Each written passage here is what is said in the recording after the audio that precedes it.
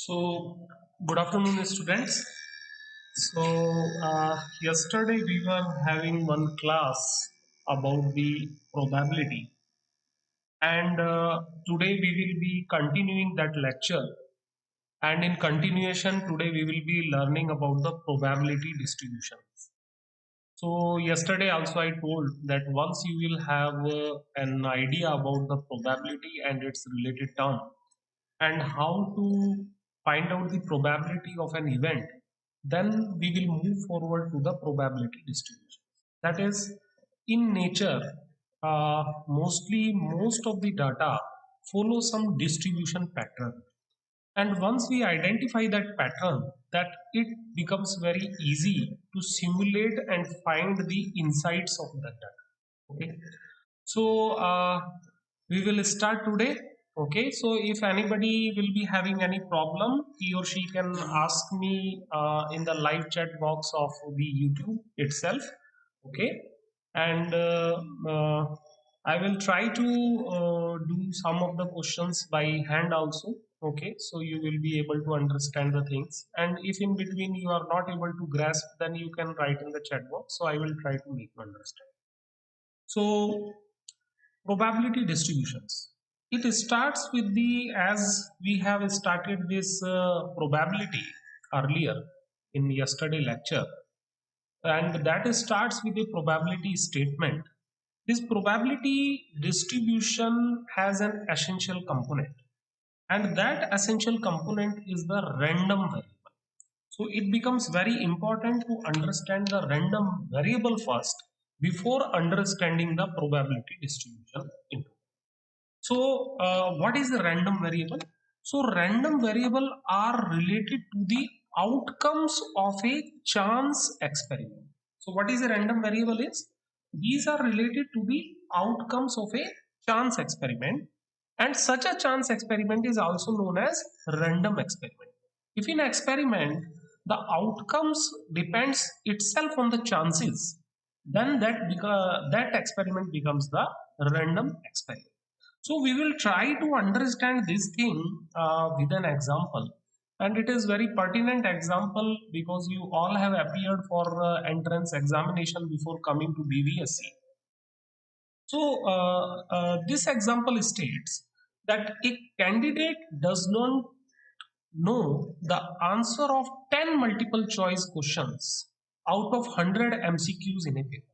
Say for example, you are appearing for exam and there were 100 MCQs in the paper, and you were not knowing the answers of the 10 MCQs. Okay, so he decided to go by his luck and started picking randomly those out, because there are in question there are four options, that is A, B, C, D, and you just started ticking randomly that for this it is A, then B or C or D or like that.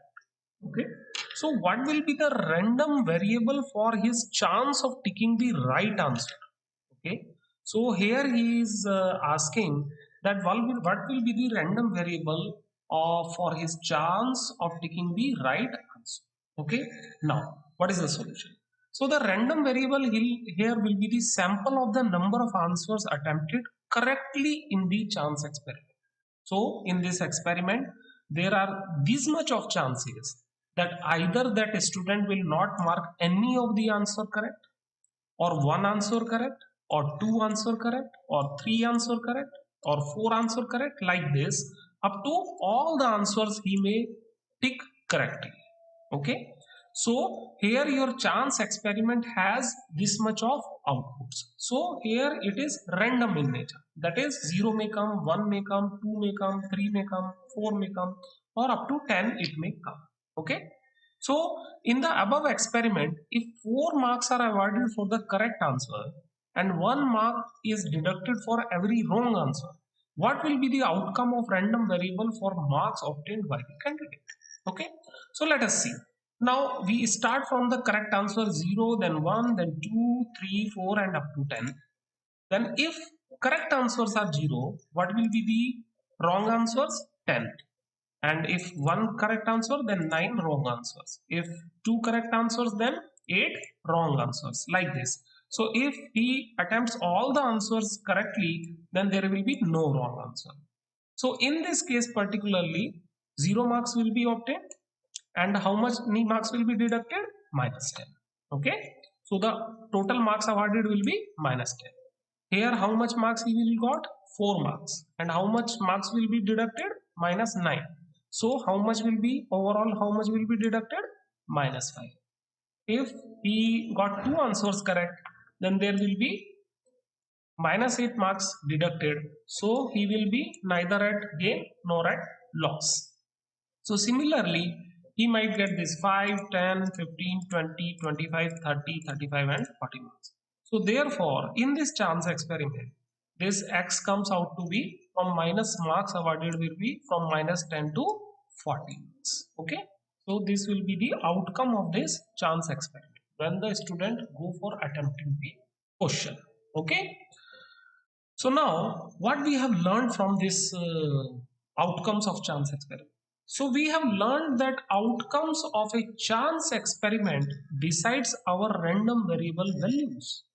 Since outcome itself depends upon the chance, the value of random variable cannot be pre-decided, and it also depends upon the chance. So here also your random variable as well as your outcome depends upon the chance that which value it is going to take up. Okay. So now a random variable can either be a discrete type. Okay, we have already learned what is a discrete data, and it can also be continuous type. Okay, so continuous when it is continuity is there in the scale, and discrete when there is no continuity in the data. Okay, so discrete random variable. Let us now understand what is a discrete random variable. So these are the two types of random variable. So when the sample space of an experiment is discrete, the corresponding random variable will also be discrete, and it will take certain isolated values only. And the random variable discussed above are the examples of discrete random variable. So here in this example, it was taking particular values. These values are not in continuity. So these are what these are? These are discrete random variables. Okay. Now what is a continuous random variable? Continuous variables can take any values in an interval. Okay, they can take any values in an interval. Accordingly, a continuous random variable is defined when the accompanying sample space is also continuous. Okay, its sample space is also continuous and the random variable as well is continuous. Okay, now we will come to our probability distribution. And what is a probability distribution? And this is the main topic we are here to learn about. Okay, so it is defined as a statement about the possible values of random variable. Okay, possible values of random variable along with their respective probabilities. When you define a statement in which you give the possible values of random variable along with their respective probabilities, then it is known to be probability distribution. That how the probability is distributed for different random values. Okay, so now let us include the probability of occurrence of each value of random variable to make it the probability. Okay, so now construct a probability. So we will learn this with an example that let us make a probability distribution of obtaining the number of heads when two unbiased coins are tossed. Okay, so you are tossing two coins. Okay, so we are learning today this probability history. So in this example 2, we are having two coins. Okay, so from our earlier chapter we have learnt about the event multiples. So what will be n1 here? N1 will be 2, that is either a tail can come or a head can come. And what will be there for the second coin? What will be the events? That is again 2. So what will be the total number of events? Total number of events. So total number of events will be n1 into n2 is equal to 4.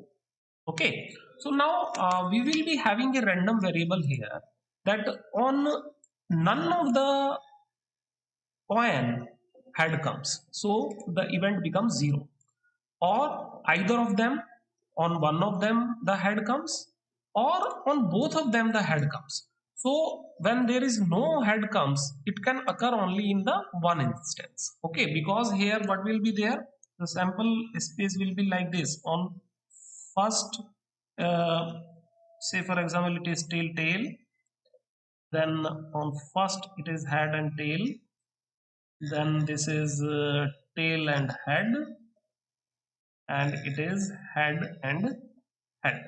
Okay, so these are the possible values. So these are 2, this is 1, and this is 1. Okay, so accordingly what will be the probability? 1 by 4 for occurrence of the tail on both the coins. Then one of them having the head, it is 2 by 4 from here, that is this 2, that is 2, and what is the total number? 4. So it will be 1 by 2. Okay, if we cut this, then what will be the probability that head will appear on the both the coins? It will again be 1 by 4. And what will be the sum of these three values? It will always be equal to 1, because a probability distribution is the sum of the exhaustive events. Okay, here these are exhaustive, that is either a 0 will be there, 1 will be there, 2 will be there. When it is exhaustive and we add all the probabilities, it should come out to be 1. Okay, so what we learned from here, the probability mass function should satisfy the following two conditions. Okay, that probability of an event cannot be negative. Probability of an event cannot be negative. Then second thing is, probabilities of all possible outcomes sums to unity. Okay, so what we have learned, that probabilities of all possible outcomes sums to unity. Okay, so here you have seen none of the values are negative and the sum of all the values comes out to be unity. Okay, now probability distribution, as is the case with the random variable, that random variables are of two types, that is discrete and continuous. Similarly, the probability distribution is again further of two types, that is discrete and continuous. Now we will be learning what is the discrete probability distribution. So the probability distribution for a discrete random variable is defined by a function called probability mass function. Okay, how it is defined? Defined by probability mass function, which is denoted by px, which is denoted by px, and this probability mass function provides the probability for each value of discrete random variable and is known as discrete probability distribution. That is, for each discrete random variable there will be certain probability which is defined by the probability mass function, and such a distribution is known as discrete probability distribution. Okay, so let us understand this with an example again.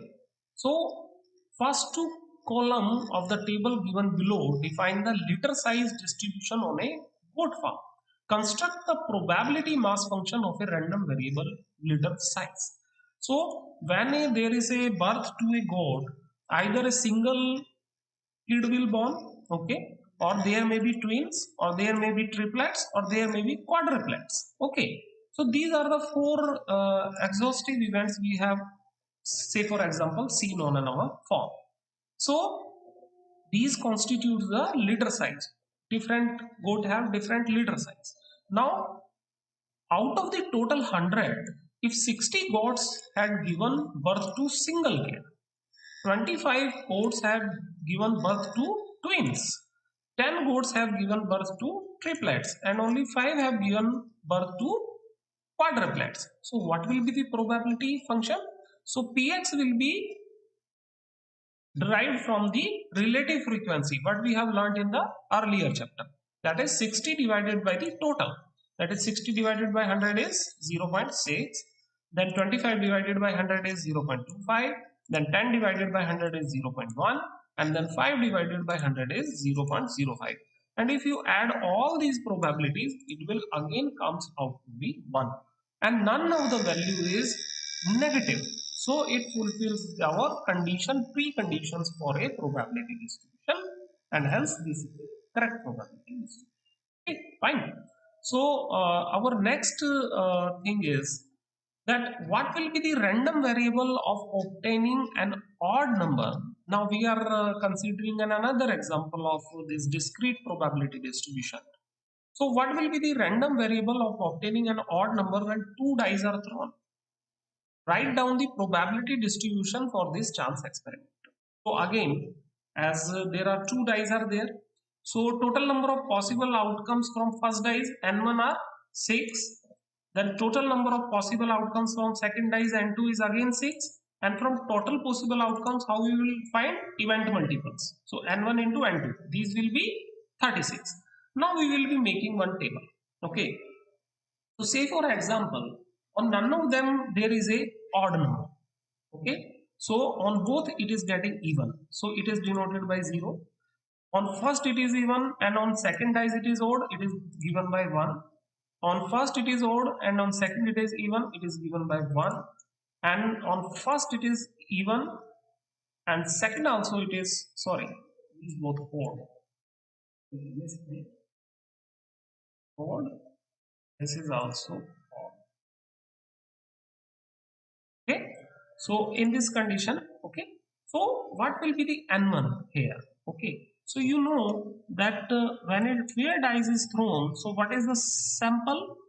It will be 1, 2, 3, 4, 5 and 6. Okay. Out of this 1, this 3 and this 5, these are odd. So total number is n1 is 3. And this and this are again 3. Okay. So in all the cases, the favorable event on the first die will be 3 and on the second die it will be 3. Okay. In second case, so these all will be out of the total. How it will be happen that all it will be even how many times? 3 times. And on second dice also it is even, then how many times it can occur? 3 out of the total 6. So what will be the total favorable events in combination? 3 by 3 is equal to 9.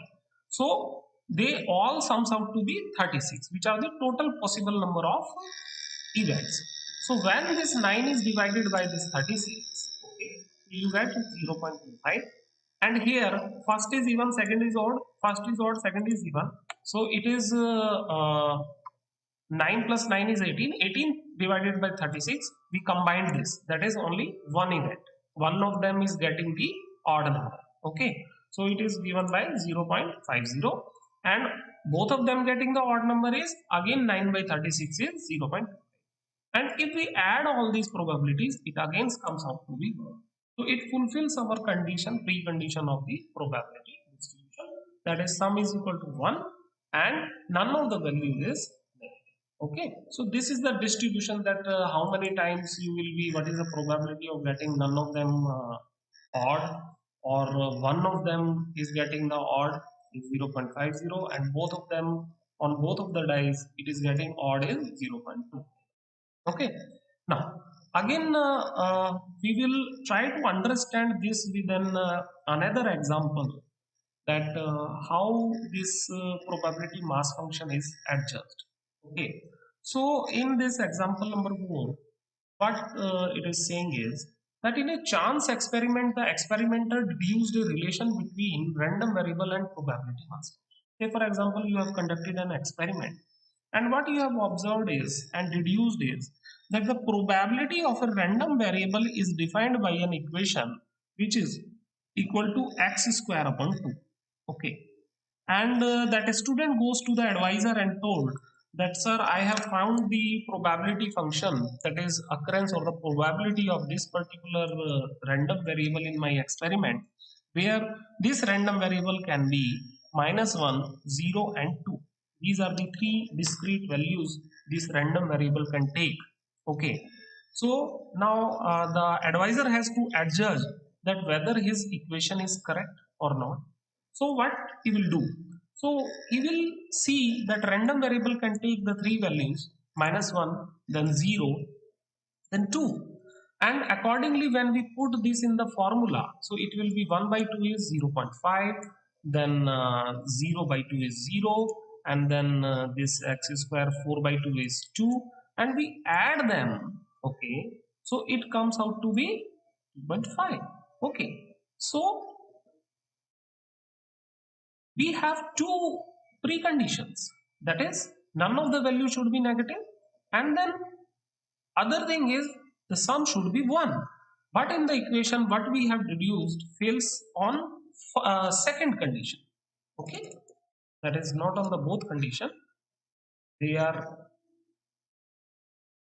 on second condition. So hence the equation is not correct. So what that experimenter has deduced is not correct. It is not correct probability mass function for this particular random variable, because the probability of occurrence sums out to be 2.5, which is greater than. Okay. So this is about the discrete probability distribution. Now we have learned from some of the examples also about the discrete probability distribution. Now we will try to understand about the continuous probability distribution, that how a continuous probability distribution is defined. So basically when we talk about the continuous probability distribution, the probability distribution of a continuous random variable cannot be presented in the form of table. As I have shown you these tables here now, okay, about the discrete probability distribution. You cannot make table of a continuous probability distribution, because there the random variable can take infinite number of values. Okay, and in discrete probability distribution you can define that x will take this value, this value, this and this value. But in case of continuous probability distribution, it can take infinite number of values. Okay, so it can nevertheless be expressed by a specific form of the probability density function. Okay, so understand this. Let us assume a continuous random variable milk heat. Okay, let us consider this example. Now suppose we have a rough idea that a cow gives around 14 to 15 liters of milk. What is this example? A cow gives around 14 to 15 liters of milk per day. What is the probability that she will give 14.3 liter of milk on a particular day? Okay. So now let us see. Okay. So now there will be infinite number of possibility of getting different milk yields between 14 and 15 liters. Thus, n will be infinite. Okay. Therefore, exactly it will give the 14.3 liter or any value you give when it is divided by this n, which is infinite. The value comes out to be 0. That is, probability of occurrence of a particular value in a continuous random variable comes out to be 0. Okay. So, but at the same time, the probability, so what is the solution then? So in case of continuous variables, you cannot pinpoint on a particular value and find out the probability mass function of that. Okay, because the chances of getting that will be very minimal. But at the same time, the probability of getting any milk between 14 and 15 liters will definitely have some appreciable probability mass. So therefore, for a continuous random variable, one assigns a probability to an interval. We have to assign the probability to an interval and not to a particular value. Okay, so here we have to keep an eye. In case of continuous probability distribution, one has to assign the probability to an interval and not to a particular value. Hence, continuous random variables cannot be presented in the form of. Okay. So, what is there? So, what we have learned from the continuous probability distribution? So, in this continuous probability distribution, a probability density function is defined in such a manner that the area under its curve bounded by x-axis is equal to 1 when computed over the domain of x for which px is defined. That is, if you consider whole of the interval of the x, okay, as we have in 14 to 15 liter there, okay, so then whatever the area is under the curve, that area will constitute the value of 1. That is, the px of that whole area will be, that is, if a cow is as is there in the question was there that it gives 14 to 15 liter milk. So what is the probability that it will give any milk between 14 to 15 liter? It will be 1, because m will be equal to n. Okay, so our probability will become 1. So what we have learned from here is, in continuous probability distribution also, the probability of x is always greater than 0. It cannot be negative for all the x values which are real numbers. Okay. Then second thing is, because we cannot assign a probability in a continuous probability distribution to a particular value, it is defined over a interval. So if we define the interval from minus infinity to plus infinity, the differentiation, this integration of this px comes out to be 1 when it is under the interval of minus infinity to plus infinity. The sum of all the probability of occurrence of that event sums out to be 1. And what is the probability of x occurring between a and b? That can be calculated by the integration of from between the interval a to b. Instead of this minus infinity to plus infinity, if we take minus infinity to plus infinity, it is going to be 1. And if it is for a particular interval, it is defined by this function. And the interval is from a to b. Okay. So now this completes our some of the basic things about the random variable, and how a random variable is defined, and what are the different types of random variable, that is the discrete and continuous. Okay, and similarly we have come to know about the distribution, probability distributions associated with the random variable. And what we have studied there is, so I will just summarize what we have studied today, because the next topic, that is this statistics of random variable, we will be taking from the next class. And tomorrow Dr. Atul will be taking your class, and I will be taking class from day after. So in this particular what we have learned is that random variable depends upon the chance experiment, outcomes of a chance experiment. Okay, and this is how we can define a random variable. It can take any value which is dependent upon the chance. Okay, then what we have studied is that random variables are of two types: discrete and continuous.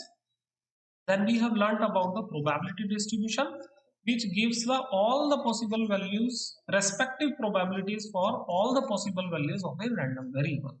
And there we have studied certain examples. Okay. Then we have studied two preconditions of a probability distribution, that is, none of the probability cannot be negative, and none of the probability in a probability distribution is negative, and the probability of all possible outcomes sums to unity. Then we have learnt about the discrete probability distribution, in which we have calculated the probability mass function for different examples. Okay. Then we have studied about the continuous probability distribution, and there we understood that in case of continuous probability distribution, we cannot make a table out of it, because the x, the random variable, takes infinite values in case of continuous probability. So a continuous probability distribution instead is defined by a interval. Okay, so here again the probability values are all positive. Then if we take from minus infinity to plus infinity, the sum of all the probabilities comes out to be 1. And if it is between the interval, it spans from a to b, where a and b are the two values of the interval in which the random variable. Okay, so today I am leaving here, and from day after tomorrow I will be taking up the statistics of random variable. in which we will be studying only the two things about the statistics of a random variable. One is the mean and one is the variance. Okay, and that too for a continuous variable as well as for the this discrete. Okay, and then particularly once we understood this statistics of random variable, then we will move on to the different types of probability distribution in statistics. So this is all from today, and I can see that there is no question from the students. So this is all from my side today. So thank you.